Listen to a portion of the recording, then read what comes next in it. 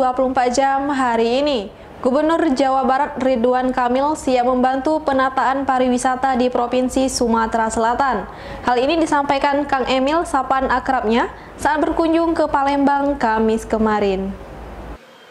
Kedatangan Kang Emil ke Sumsel untuk menghadiri rapat kerja nasional dan sosialisasi hasil musyawarah nasional 4 asosiasi daerah penghasil migas dan energi terbarukan di Hotel Windam, Jakabaring. Usai rakernas, Kang Emil langsung diajak Gubernur Sumsel Haji Herman Deru mengunjungi 3 lokasi pembangunan yang akan melibatkan Kang Emil dalam hal desain. Kunjungan pertama dilakukan ke lokasi pembangunan Islamic Center di kawasan Jakabaring. Menaiki mobil dinasnya, Gubernur Herman Deru turun langsung menyetir mobil membonceng Kang Emil. Kunjungan kedua, Kang Emil diajak ke lokasi pembangunan di Pasar Cinde. Tak lupa Kang Emil menyapa langsung para pedagang Pasar Cinde dan tak sedikit mengajak untuk berfoto bersama. Kunjungan terakhir, Kang Emil bersama Herman Deru menaiki kapal menuju Pulau Kemaro. Seusai lawatannya, Gubernur Herman Deru mengajak politisi sekaligus arsitek itu untuk mencicipi kuliner khas Palembang di salah satu resto di pinggir Sungai Musi. Menurut Kang Emil, tak banyak kota yang dilewati sungai sebesar Sungai Musi sehingga ini menjadi daya tarik masyarakat maupun wisatawan.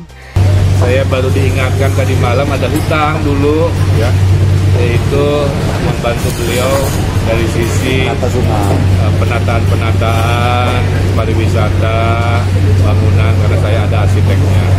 Nah, dikonkretkan oleh Pak Gubernur akan mendesain Islamic Center di lokasi baru ya, dengan berbagai pertimbangan. Ini lebih karena pertemanan ya. Karena hanya 2 yang nggak bisa saya tolak permintaannya, 1 Gubernur Sumsel, 2 istri saya. Dikatakan dia, Sumsel memiliki pariwisata yang sangat bagus, ditambah lagi kekayaan kuliner yang sangat beragam, tinggal lagi dipromosikan dengan maksimal. Ia berkeyakinan apabila Sumsel fokus pada pariwisata lokal, maka ekonomi akan lebih tangguh.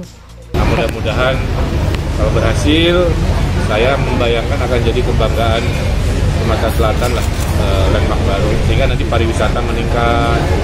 Ya, mudah-mudahan saya juga diterima jadi warga kehormatan di sini kali ya.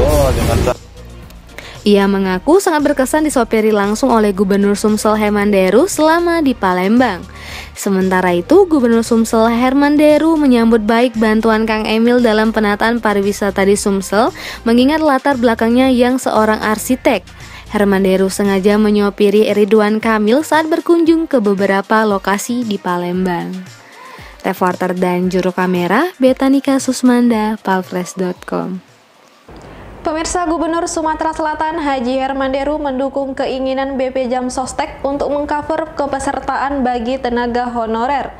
Hal ini mengingat kepesertaan BP Jam Sostek akan diberikan beasiswa pendidikan kepada ahli waris peserta. Gubernur Sumatera Selatan Haji Herman Deru langsung meminta sekretaris daerah untuk menginventaris semua tenaga honorer untuk menjadi peserta BP Jam Sostek. Permintaan ini dilakukan setelah BP Jam Sostek saat ini diberikan mandat untuk menunaikan kewajibannya berupa memberikan beasiswa pendidikan kepada ahli waris peserta. Dalam kesempatan itu juga, Gubernur Sumsel juga mengingatkan kepada perusahaan yang beroperasi di Sumatera Selatan agar proaktif dalam mendaftarkan karyawannya menjadi peserta BP Jam Sostek. Sementara itu, Deputi Direktur Wilayah Sumbaksel Surya Rizal menjelaskan, penerima manfaat beasiswa ini merupakan anak peserta dari ayah atau ibu yang merupakan peserta BP Jam Sostek. Atas manfaat program jaminan kecelakaan kerja yang meninggal dunia atau cacat total tetap dan manfaat jaminan kematian dengan minimal 3 tahun kepesertaan aktif. Hari ini kita sudah lakukan penyerahan secara simbolis. Tadi kita hadirkan untuk 50 orang anak dari total di Provinsi Sumatera Selatan ini 283 orang anak ya per 31 Mei dengan total estimasi untuk pembayaran jaminan itu 2,1 miliar.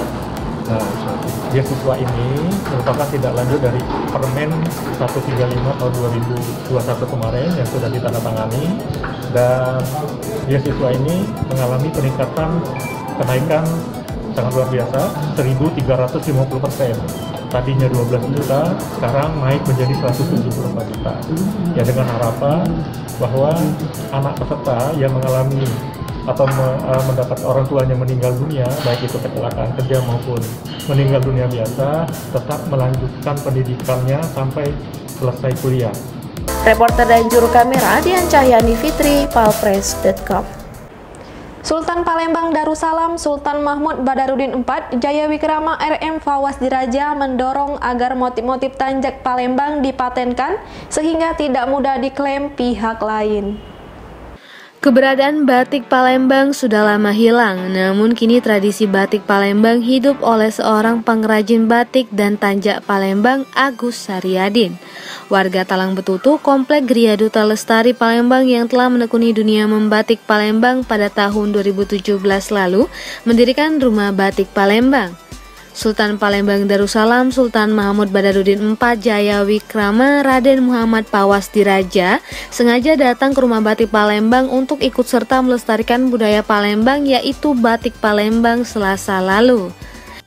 Kunjungan dalam rangka kita turut melestarikan budaya yang ada di Palembang, yaitu melestarikan budaya batik Palembang. Kita datang ke Rumah Batik Agus, di mana di sini adalah mungkin tinggal pembatik yang ada di Palembang yang ternyata melestarikan budaya-budaya yang ada di kita yang justru sudah terlupakan.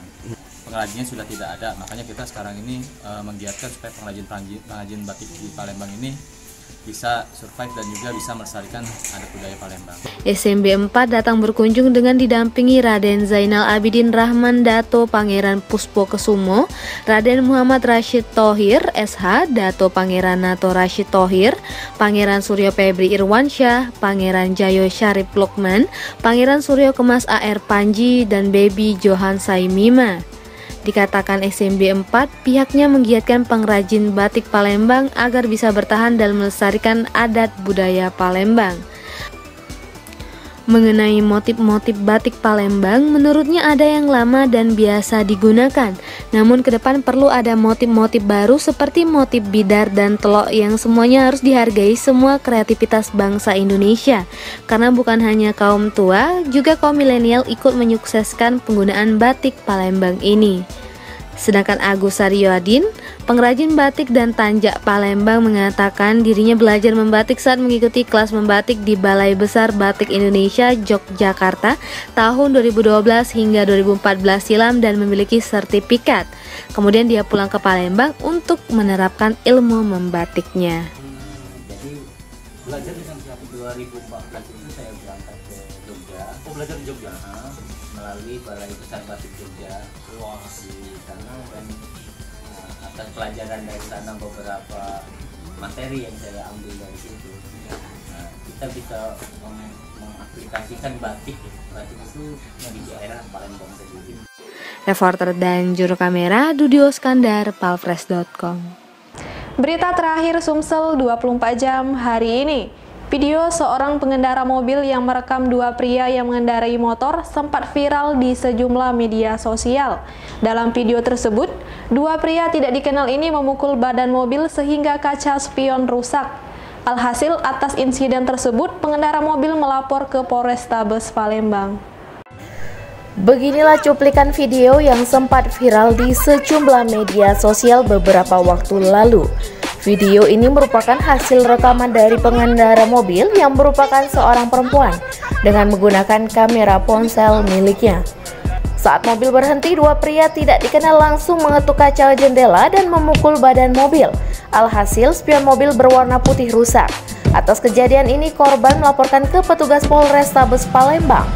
Kapolrestabes Palembang Kombes Pol Irfan Prawira Satya Putra melalui Kasat Reskrim Kompol Tri Wahyudi mengatakan insiden tersebut terjadi di Jalan Pangeran Ain, Kecamatan Sako, Palembang. Saat ini kasus tersebut sedang ditangani Satreskrim Polrestabes Palembang. Kami sudah menerima laporan dari ibu tersebut, masyarakat, bahwa telah terjadi yang memang diduga dia pada saat mengendarai mobilnya dibilang serepetan mobilnya dengan spion, dua orang pengendara motor tersebut berhenti, seolah ya mungkin indikasi memeras ya, dibilang senggolan, motornya segala macam. Padahal sebenarnya tidak ada kejadian tersebut, ibaratnya tidak kena. Dan sempat divideokan oleh korban, dan korban buat laporan. Kami sudah terima laporannya, kami akan lakukan lidik terhadap pelakunya, insya Allah bisa kita ungkap. Untuk modus tersendiri kita memang belum bisa memvonis ini modus baru atau bagaimana, tapi kami mengimbau kepada seluruh pengendara kendaraan R4, khususnya mungkin yang perempuan ya, ibu-ibu yang mengendarai kendaraannya sendiri, agar lebih berhati-hati. Apabila memang ada kejadian-kejadian yang janggal, jangan segera turun atau bisa mendekati pos polisi terdekat biar untuk diselesaikan secara jalur hukum yang berlaku. Reporter dan juru kamera Kurniawan, palpres.com. Demikianlah berita Sumsel 24 jam hari ini. Bagi pemirsa yang ingin tempatnya dikunjungi atau diliput tim Sumsel 24 jam, silakan tulis di kolom komentar. Jangan lupa untuk mendukung program kami lainnya di YouTube channel Palpres Official, seperti podcast Cukup Pedes, Budak Lorong, Basing, Ternyata Bukan Mistis, dan Ruang Cerita bersama Kakak Juli. Saya Sri Devi, sampai jumpa.